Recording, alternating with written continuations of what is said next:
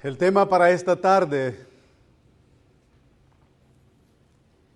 es: nada es por la ley, todo es por la fe sola. Y en vista que la semana pasada no pude desarrollar toda la sección de los capítulos, del capítulo 3, versículos del 1 al 5, vamos a usar siempre este mismo texto como guía para esta tarde. Gálatas capítulo 3, versículos del 1 al 5. Y como es costumbre para la iglesia evangélica en general, cuando nosotros vamos a leer la escritura, o vamos a darle lectura, yo les invito por favor que se pongan de pie. Dice la escritura, Gálatas capítulo 3, versículos del 1 al 5. Oh Gálatas, insensatos, ¿quién os fascinó para no obedecer a la verdad? A vosotros, ante cuyos ojos Jesucristo fue ya presentado claramente entre vosotros como crucificado. Esto solo quiero saber de vosotros. ¿Recibisteis el Espíritu por las obras de la ley o por el oír con fe? ¿Tan necios sois? Habiendo comenzado por el Espíritu, ¿ahora vais a acabar por la carne? ¿Tantas cosas habéis padecido en vano? Si es que realmente fue en vano. Aquel pues que os suministra el Espíritu y hace maravillas entre vosotros. Última pregunta. ¿Lo hace por las obras de la ley o por el oír con fe? Bendito Dios, sé con nosotros, por nosotros, a pesar de nosotros. Amén.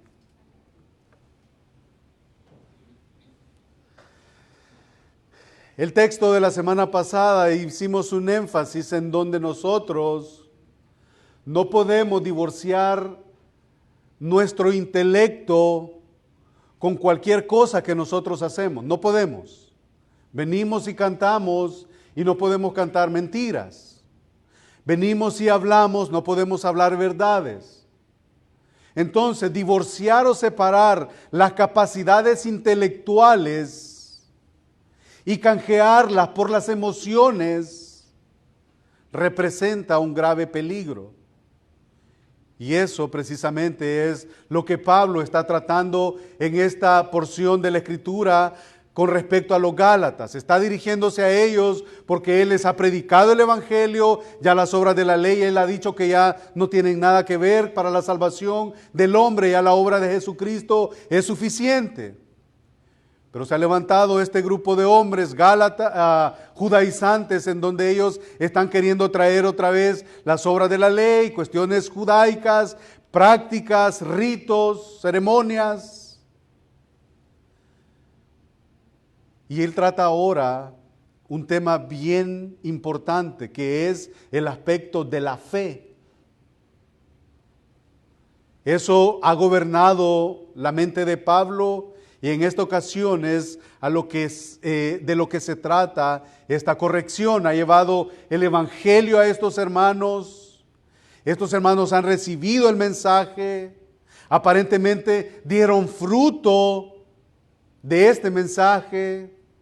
Y no, en la carta no se pone en duda su fe o su vida cristiana, no se pone en duda su salvación, sino que se pone en duda de lo que el texto está hablando, se pone en duda que divorciaron su mente, su capacidad, su sensatez con sus emociones. En el tiempo de retirarse de ellos llegó, pero luego, después de un tiempo, regresa a ellos, llega a ellos y se da cuenta y se lleva la gran sorpresa que han sido arrastrados por estas corrientes. Eso provocó la exhortación que nosotros vimos la semana pasada, en donde le dice: insensatos. ¿Qué pasó con lo que ustedes tenían en su cabeza, con todas aquellas doctrinas y aquella enseñanza que yo había venido a ustedes?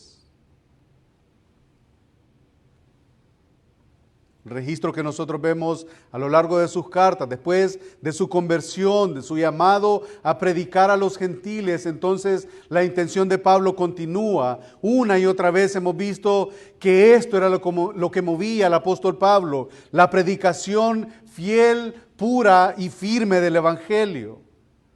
Entonces estos hermanos de Gálatas, sigo en Colosas yo, estos hermanos de Gálatas no tenían ninguna excusa. ¿Por qué? Porque en el capítulo 3, versículo 1 dice: Gálatas insensatos, ¿quién os fascinó? O sea, los embrujaron, los engatusaron, los envolvieron, les dieron atol con el dedo para no obedecer a la verdad, ante vosotros, ante cuyos ojos Jesucristo fue ya presentado claramente como la luz del día, como crucificado. No tenían excusa. Habían escuchado que Cristo vino, fue crucificado, fue resucitado el tercer día, había ascendido a la diestra del Padre, habían creído el Evangelio. Y eso es lo que dice en 1 Corintios capítulo 2, versículos del 1 al 5. Eso es la constante, eso es el patrón de la vida y del mensaje de Pablo. 1 Corintios capítulo 2, versículos del 1 al 5. Así que, hermanos, cuando fui a vosotros para anunciaros el testimonio de Dios, no fui con excelencia de palabras o de sabiduría. Yo no vine aquí a querer impresionar a nadie. No vine aquí con unas imaginaciones mías, no. No fui con excelencia de palabras o de sabiduría. Versículo 2, pues me propuse no saber nada entre vosotros, cosa alguna, sino a Jesucristo y a este crucificado. No me hablen de otra cosa más. Yo solo quiero hablar de Jesucristo y este crucificado. No quiero escuchar ningunas alucinaciones de ustedes. No quiero tampoco hablar de mis experiencias. Yo quiero y me he propuesto saber esto, y me he propuesto en mi mente y en mi corazón y en la iglesia local que no se hable otra cosa sino de Jesucristo y a este crucificado. Ese es el Evangelio. Y estuve entre vosotros, versículo 3, con debilidad. Y a veces los predicadores vienen aquí y vienen con el orgullo, con el ego sobre ellos. Y miren el apóstol Pablo cómo llegó a ellos. Y estuve entre vosotros con debilidad, con mucho temor y temblor. Y ni mi palabra ni mi predicación fue con palabras persuasivas que a mí se me ocurrían, sino con demostración del Espíritu y de poder. Ese es el rol del Espíritu en la vida del creyente, que vamos a regresar a Gálatas. Versículo 5, para que vuestra fe no esté fundada, y otra vez ahí la fe no esté fundada en la sabiduría de los hombres, sino en el poder de Dios, que es para la salvación de las almas. Eso era lo que impulsaba al apóstol Pablo, sin importar, como ya hemos dicho, el lugar, sin importar su audiencia y sin importar sus consecuencias. Versículo 2 de Gálatas 3. Esto solo quiero saber de vosotros.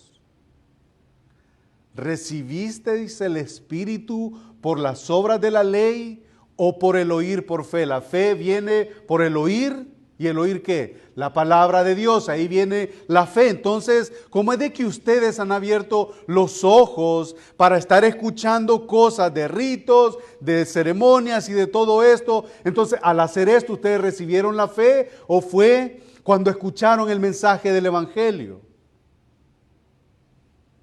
¿Recibisteis el Espíritu por las obras de la ley o por el oír con fe? Luego hace otra pregunta, versículo 3. Tan necios sois. Y esta palabra necios nosotros entendemos por las Escrituras que solo se refiere o se va a dirigir a una persona que no es creyente, a un inconverso. Esa palabra necios. Tan necios sois, habiendo comenzado por el Espíritu, ahora vais a acabar queriendo satisfacer la carne, haciéndole caso a la carne, por la carne. Tantas cosas habéis padecido en vano, si es que realmente fue en vano. Y aquí sigue con sus preguntas retóricas. Él está preguntando, no da lugar a respuestas. Pablo apela a la experiencia de los creyentes de Galacia con el Espíritu Santo y les pregunta, hermanos, aquí una pregunta para todos nosotros, hermanos. ¿Acaso no recuerdan la obra que el Espíritu hizo en la vida de ustedes y de nosotros tras haber confiado en Cristo para la salvación de sus almas? Una pregunta para todos. ¿Acaso nosotros no recordamos cuando nosotros no predicaron el Evangelio y el Señor abrió los ojos de nuestro entendimiento y entendimos, es cierto, hubo alguien que murió por mí a pesar de que yo era pecador y el Evangelio fue extendido para mí? Entonces ahí, ¿acaso se nos ha olvidado eso? Y con esto aumenta su enfoque en el asunto que está tratando y hace una observación o dice algo de su propio corazón. Hermanos, solo esto quiero saber de ustedes. Así es como, solamente esto quiero saber de ustedes. ¿Tuvieron que cumplir algún requisito ustedes para tener la salvación de sus almas? ¿Pasaron por alguna ceremonia especial o realizaron algunos ritos adicionales después de haberse arrepentido, de haber confesado sus pecados y de haber confiado en el Señor para la salvación?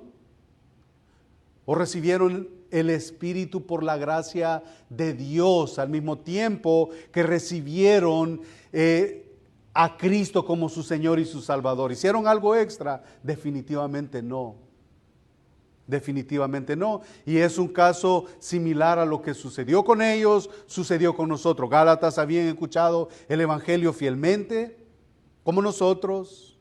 Ellos abrieron el corazón y recibieron el mensaje del Evangelio, como nosotros, pero como nosotros lo recibimos. Y nosotros podemos hacer una retrospección, gracias hermana, de cómo fue el momento de nuestra conversión.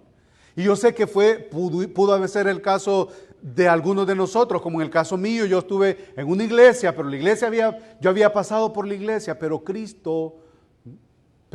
yo no conocía a Cristo. Pude haber estado 10, 15, 20 años cristianamente viviendo, pero viviendo como un inconverso, como el mundo. ¿Cómo fue el momento de su conversión? ¿Cómo fue el momento en el que alguien llegó? Usted estaba viendo un programa, usted estaba en un parque, usted visitó a alguien le habló. Le hablaron del Evangelio y le hicieron ver. Y no es que la persona le hizo ver, es que Dios abrió sus ojos y Él le hizo ver la necesidad que usted tenía de un Salvador y le ofreció su salvación. Entonces ahí, ¡boom!, la salvación, la obra del Espíritu. La pregunta era retórica y la respuesta era obvia. Ellos recibieron la justicia de Cristo y su Espíritu Santo al mismo tiempo. Las dos cosas al mismo tiempo. Ahora, Nosotros somos templo del Espíritu Santo. Cuando usted cree, usted es templo del Espíritu Santo, y eso no quiere decir de que usted ya de la noche a la mañana, usted ya es San Héctor, San Tomás, Santo Tomás. No, eso es una santificación progresiva. Ahora, pregunta, ¿yo estoy siendo objeto de una santificación progresiva? ¿Puede decirlo la iglesia? ¿Puede decirlo mi compañero de trabajo? ¿Puede decirlo mi hijo o mis hijos? ¿Puede decirlo mi mujer, mi esposa?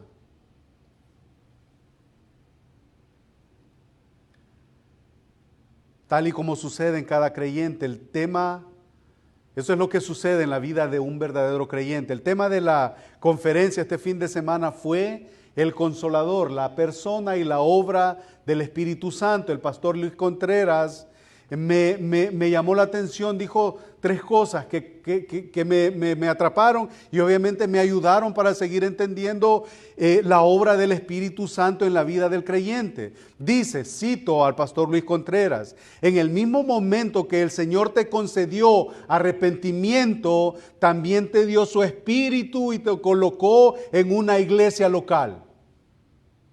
En el mismo momento en el que el Señor te concedió arrepentimiento, también te dio de su Espíritu y te colocó en una iglesia local. Segundo, cuando el Señor te concedió arrepentimiento para vida, también te bautizó con su Espíritu.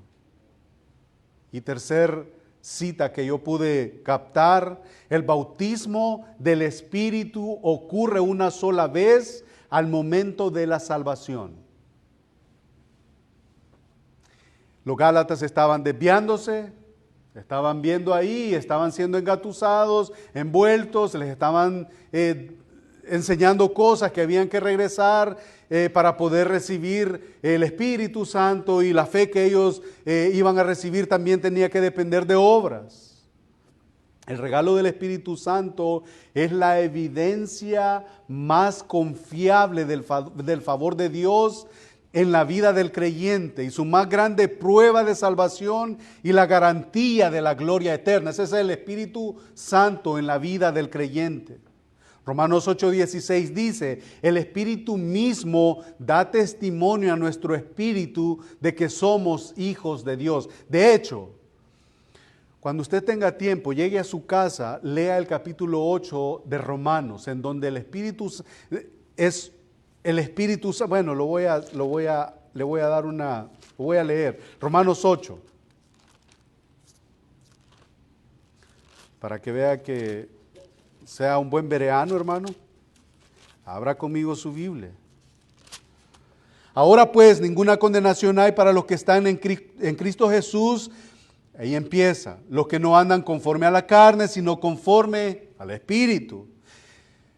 Porque la ley del Espíritu de vida en Cristo Jesús me ha librado de la ley del pecado y de la muerte. Porque lo que era imposible para la ley, por cuanto era débil por la carne, Dios, enviando a su Hijo en semejanza de carne y de pecado, a causa del pecado condenó al pecado en la carne, para que la justicia de la ley se cumpliese en nosotros, no que andamos conforme a la carne, sino conforme al Espíritu. Porque los que son de la carne no piensan las cosas de la carne, pero los que son del Espíritu en las cosas del Espíritu. Porque el ocuparse de la carne es muerte, pero el ocuparse ¿de qué? Del Espíritu es vida y paz. Por cuanto los designios de la carne son enemistad contra Dios, porque no se sujetan a la ley de Dios, ni tampoco pueden. Y los que viven según la carne no pueden agradar a Dios. Mas vosotros no vivís según la carne, sino que ¿qué? Según el Espíritu.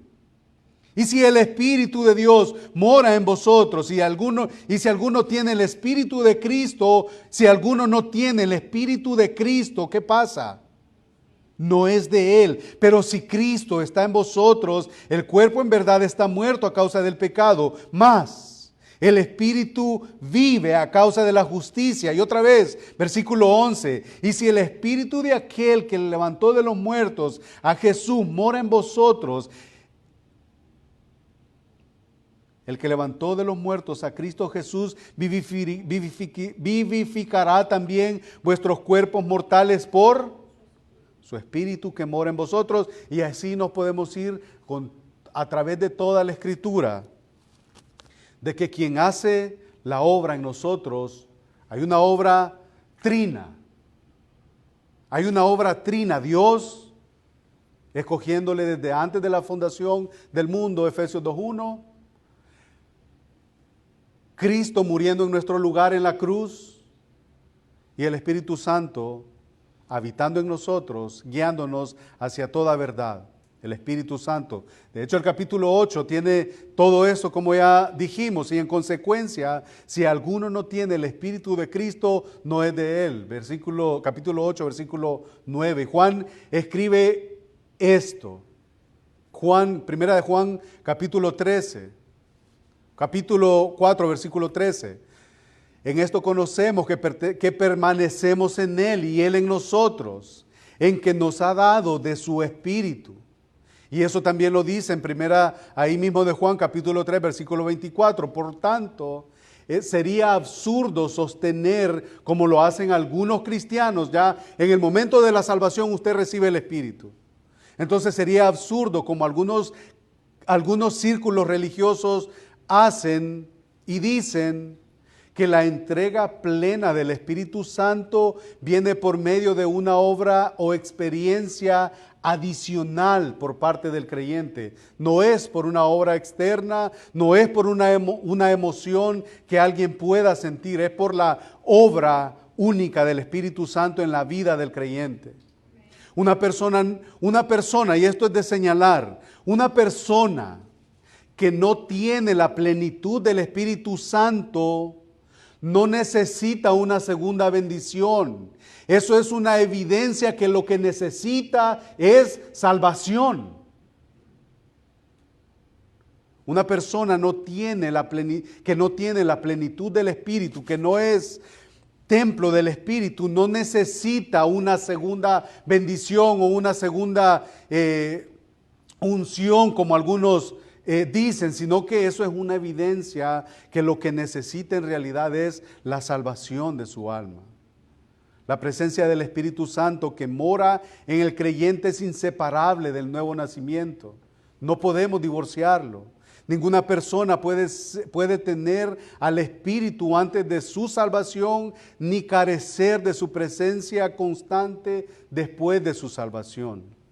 Pablo explicó a los efesios: habiendo creído en Él, fuisteis sellados con el Espíritu Santo de la promesa, que son las arras de nuestra herencia, hasta la redención de la posesión adquirida. Eso es Efesios capítulo 1, versículos 13 y 14. Aquí arras es la traducción, pues en el idioma, que el significado propio es a una cuota inicial cuando alguien quiere algo, o un pago anticipado, lo que nosotros conocemos como un down payment. Esas son las arras, porque tenemos la seguridad, y nosotros al hacer eso, nosotros tenemos la esperanza que un día vamos a poder salir de esa, o tener por completo lo que hemos empezado a poseer. Esas son las arras. En el idioma, como dije, moderno, se emplea una variación de la palabra para hacer referencia al anillo de compromiso. En la cultura griega o judía, ellos lo que hacen es, bueno, yo me voy a casar con mi esposa, con una mujer, ya está. Pero mientras yo voy y hablo con sus papás y aquí hay un anillo. Estas son las arras. Y eso es un compromiso que yo estoy haciendo con ella, que yo voy a regresar por ella y que un día va a ser completamente mía en este caso. Entonces eso es la salvación, esas son las arras del Espíritu. En cierta ocasión Pablo se encontró en Éfeso, con algunos discípulos de Juan. Y el apóstol quiso asegurarse si su fe era completa y les pregunta en Hechos 19 del 1 al 6. ¿Recibisteis el Espíritu Santo cuando creísteis? Les pregunta a ellos. Y al responder ellos que no, ellos dijeron no, les presentó el Evangelio de Jesucristo y en ese momento recibieron el Espíritu Santo. Y otra vez en su discurso ante el concilio en Jerusalén, Pedro dijo: varones hermanos, vosotros sabéis como ya hace algún tiempo que Dios escogió a los gentiles, a que los gentiles oyesen por mi boca la palabra del Evangelio y creyesen. Él es apóstol a los gentiles y Dios, dice el mismo apóstol, que conoce los corazones, les dio testimonio dándoles el Espíritu Santo, lo mismo que a nosotros. Les dio el Espíritu Santo a esta audiencia, lo mismo que a mí. Cuando dice Pablo a nosotros, era que no andaba solo, andaba ahí alguien con él. La primera vez que Pedro fue testigo de que los gentiles también recibían el Espíritu Santo fue durante su estadía en la casa de Cornelio en Cesarea. Ese relato nosotros lo tenemos en el capítulo 10 de Hechos, en el versículo 44 y 45.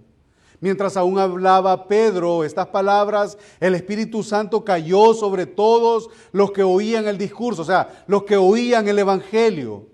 Y los fieles de la circuncisión, o sea, aquellos judíos que estaban con él, que habían venido con Pedro, se quedaron atónitos de que también sobre los gentiles se derramase el don del Espíritu Santo. Ahí está el momento de la salvación. El momento de la salvación, usted y yo recibimos el Espíritu.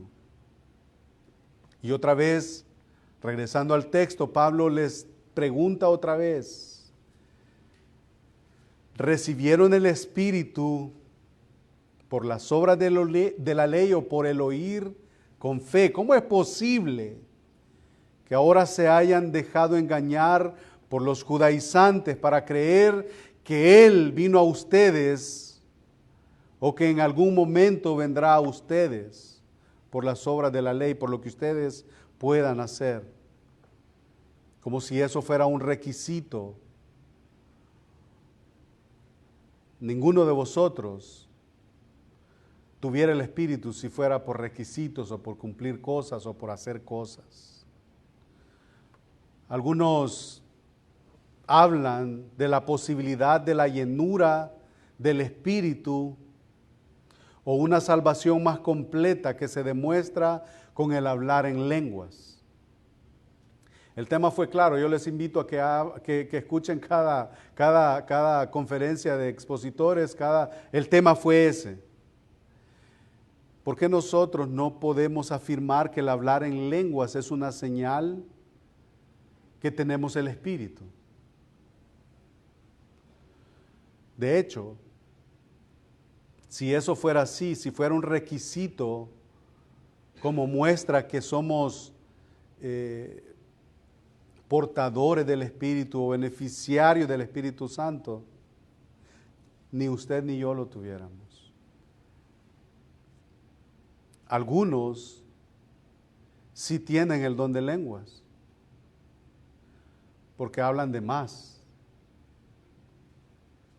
porque hablan cosas que no deben. Porque hemos sido testigos de que hacen grupos y hacen cosas y dicen cosas que lo único que hacen es destruir. Y lo único que están haciendo ahí es la obra de Satanás. Chismosean. Hacen llamadas y en donde usted ya espera, aquel empieza la crítica y empiezan a hablar y a hablar y a hablar y lo único que hacen es destruir. Eso es tener lenguas destructoras.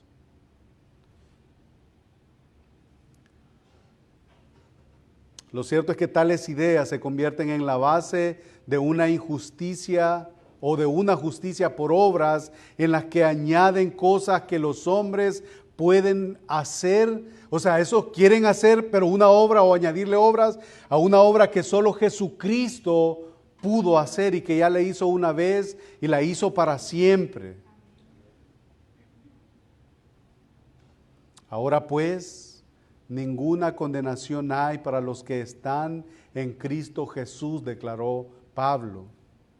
Porque la ley del Espíritu de vida en Cristo Jesús me ha librado de la ley del pecado y de la muerte, porque lo que era imposible para la ley, de lo que está hablando Pablo a los Gálatas, por cuanto era débil por la carne. Entonces, enviando a su Hijo en semejanza de carne, de pecado, y a causa del pecado, condenó al pecado en la carne para que la justicia de la ley se cumpliese en nosotros, que no andamos conforme a la carne, sino conforme al Espíritu. Entonces, Gálatas, entonces, hermanos, hemos recibido nosotros el Espíritu Santo, o hemos venido a la fe por alguna cosa que nosotros podamos hacer. No, de ninguna manera. El Espíritu Santo no es la meta de la vida cristiana, sino que es la fuente de la vida cristiana. Él no es el producto de una vida fiel, sino el poder que nos sustenta para poder ser fieles. Un nivel más alto de vida no trae al Espíritu Santo, más bien el sometimiento al Espíritu Santo, quien ya mora en el creyente, implica un nivel superior de vida espiritual. Habiendo comenzado por el Espíritu, continúa Pablo, ahora vais a acabar por la carne. ¿Cómo pudieron llegar a pensar en su carne débil, imperfecta, que todavía pecaminosa podría mejorar lo que el Espíritu de Dios empezó en ustedes desde que creyeron la primera vez? ¿Cómo es posible? Y ese es el asombro de Pablo. Y al poner la situación en perspectiva, se hace evidente cuán iluso es cualquier intento de apartarse de las provisiones de gracia para recurrir a los esfuerzos de la ley, a los esfuerzos carnales. Entonces, sin embargo, es pertinente y es necesario traer un equilibrio a la discusión y notar la advertencia, porque tampoco podemos, obviamente no va a ser por obra de la carne, por obra de la ley, sin tampoco quitar el dedo del renglón, que nosotros hemos sido creados para buenas obras, Efesios 2:8, porque por gracia sois salvos, por medio de la fe.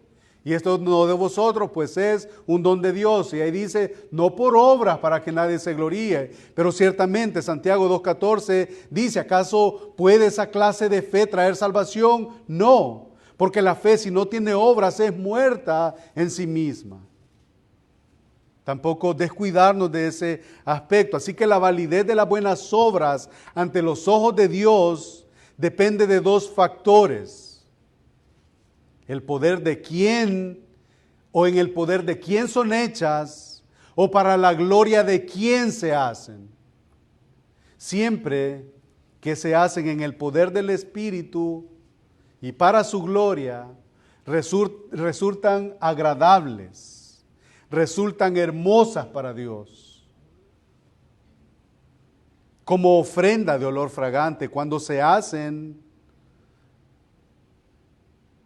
en el poder del Espíritu y para su gloria, eso es olor fragante, es para la gloria de Dios. Pero cuando se hacen en el poder de la carne y motivadas por el reconocimiento o méritos personales, mírenme acá estoy. Esos siempre son ineficaces, son estériles, son inútiles y lo más delicado, son rechazados por Dios. El legalismo se diferencia de la obediencia y aquí tenemos lo que hemos venido tratando domingos anteriores. El legalismo se diferencia de la obediencia verdadera por la actitud del corazón. La oración que se ofrece con fe humilde para buscar la voluntad de Dios y procurar su gloria es agradable al Padre, en tanto que una oración dicha automáticamente, mecánicamente, o para impresionar a quienes nos miran, es anatema, es estéril. ¿Se recuerdan ustedes aquella oración del fariseo en Lucas capítulo 18, versículos del 10 al 14. Dos hombres subieron al templo, dice el Evangelio de Lucas, capítulos 18, versículos del 10 al 14. Dos hombres subieron al templo a orar. Uno era fariseo y el otro publicano. El fariseo, puesto en pie, oraba consigo mismo de esta manera: Dios, te doy gracias porque no soy como los otros hombres, ladrones injustos, adúlteros, ni aún como este que está aquí, este publicano, ni aún ni aún como ninguno de estos que están aquí. Ayuno 2 veces al día, 2 veces a la semana, perdón. Doy diezmo de todo lo que gano. O sea que eso tampoco es un favor. O sea, hermano, usted puede desvivirse trabajando y dando para una iglesia, y eso es hedor en la nariz de Dios, y nosotros no lo hacemos con un corazón agradecido y con una motivación correcta. Ayuno 2 veces a la semana. Doy diezmo de todo lo que gano. Más este fulano, más este publicano, estando lejos, no quería ni alzar los ojos al cielo, sino que se golpeaba el pecho diciendo: Dios, yo no soy como este que ayuna 2 veces a la semana. No soy como este que ayuna, que diezma de todo lo que gana.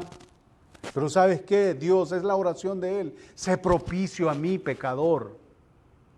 Sé propicio a mí, pecador. Os digo, dice Lucas, que éste descendió a su casa justificado antes que el otro, porque cualquiera que se enaltece será humillado, y el que se humilla será enaltecido. ¿Ven? ¿Ven por qué es importante pedirle a Dios? Y hermanos, y vamos a decir esto y vamos a ser honestos. Todos, absolutamente todos, corremos el riesgo de enorgullecernos. Todos. Todos.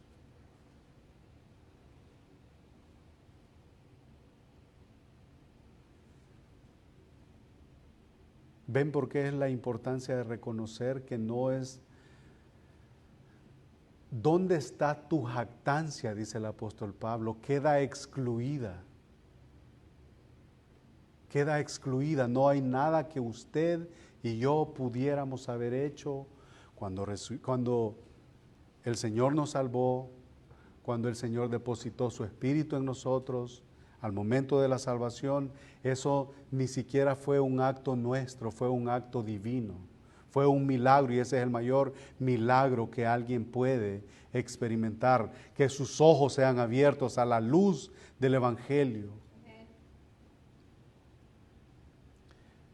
Y lo último, para terminar, ¿sabe lo que nosotros estamos diciendo? Sin hablar, quizá. Cuando juzgamos en nuestra mente o criticamos o comentamos a alguien por la apariencia o por algún otro tipo de razones, que nosotros somos mejor del que estamos hablando, que yo soy mejor que aquel de quien yo estoy pensando, y eso es peligroso, eso es dañino, eso es orgullo. Y el orgullo proviene de las mismas entrañas de Satanás. Ir a la iglesia para adorar a Dios con sinceridad, en compañía de hermanos en la fe, eso es agradable a Dios, ¿no es cierto? Por un lado, pero por otro lado, mientras que asistir al mismo servicio y estar con los mismos creyentes no es aceptable a Dios si se hace con un espíritu de legalismo que busca justificar y servir al ego propio. Las dos cosas están correctas. Pero si yo vengo aquí a adorar a Dios, a cantarle a Dios, a servirle a Dios, a buscarle a Él, a buscar crecer en Él, es bueno en sí mismo. Y usted también, y alguien podría venir también, pero si su motivación es ver qué hablaron, cómo dijeron, cómo se vistieron, que lo que hizo el pastor, que no hizo el pastor, que no dijo el pastor. Eso es servirme a mí mismo, mi propio banquete. O cómo hablaron los hermanos. O viste la hermana cómo estaba. Eso también es servirnos a nosotros mismos. Hasta las obras más buenas y aceptables que se pueden hacer en esta vida son incapaces de mejorar nuestra posición delante de Dios o elevarnos a nuevas alturas espirituales. Y cuando digo nuevas alturas, yo no estoy hablando de grandezas terrenales. Estoy hablando de grandezas o de alturas o de aspectos espirituales. Así que, hermanos, me quedé otra vez a la mitad. Pero para cerrar,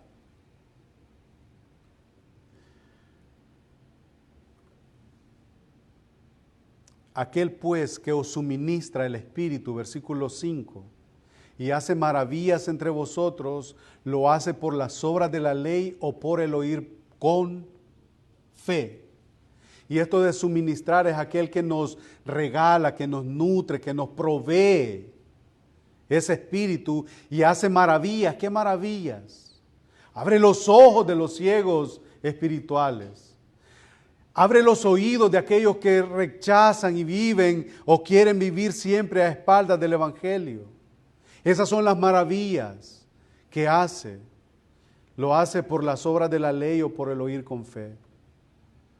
Que el Señor nos ayude a que estas verdades sean propias de seguidores de Jesús los ángeles, del creyente individual independientemente a la iglesia que vaya, y que de la misma forma que hemos empezado en la fe, que recibimos el Espíritu, que de esa forma nosotros podamos terminar esta carrera. Pensar cómo podemos llevar a cabo esto, cómo podemos llevarlo a la práctica, cómo esto nos puede ayudar a crecer en la fe. Que la ignorancia, jamás pensemos que es una virtud, no desliguemos la sensatez con las emociones. Así que nosotros hemos recibido, somos recipientes del Espíritu de Dios y eso no es poca cosa. Cuando usted recibió el Espíritu, cuando yo recibí el Espíritu, hay unas arras, hay un depósito para el día de la redención. ¿Y cuál es nuestra esperanza? Que un día el Señor va a venir por su iglesia y como hay un depósito de una posesión adquirida, dice la Escritura, entonces ese depósito va a ser tomado juntamente con nosotros.